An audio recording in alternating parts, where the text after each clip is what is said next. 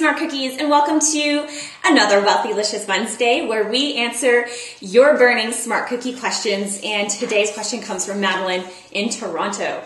She says, right now I work full-time at a boring desk job that pays me good money, but I've also started my own graphic design work on the side. I have 2 clients right now who pay me, but I started working with them early on for experience, so I know I could be charging them a lot more. The thought of asking them for more money makes me want to break out in hives, and I also have a huge problem saying no to friends who ask me to help them with design projects as a favor, aka no money. They might give me a bottle of wine, but never any cash. How do I get over this block and start asking for more money? Madeline, thank you so much for this question because it's one we get all the time and one that's true to our hearts. So first of all, wine is great, don't get me wrong, but last time I checked, you can't deposit a bottle of Pinot Grigio into your bank account. So here's what you need to keep in mind.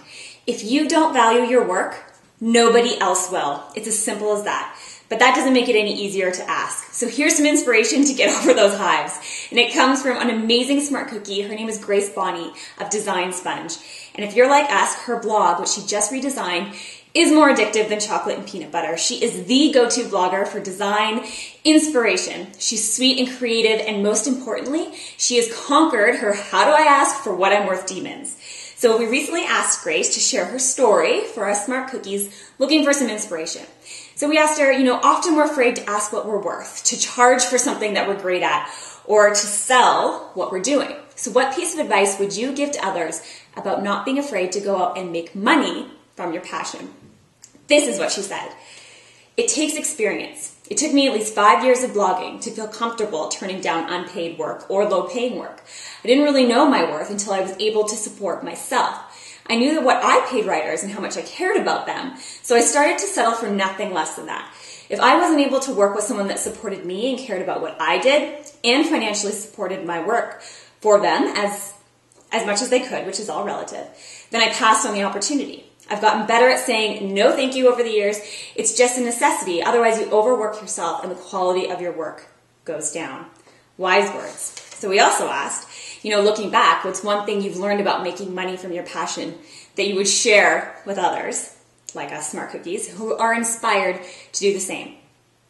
I always compare it to the way people talk about having children. They often tell me, imagine how hard you think that will be and multiply it by 10. I feel that way about running your own business. I also feel the same thing applies to your happiness. You have to work so much more than you think, but you will be happier than you possibly can imagine.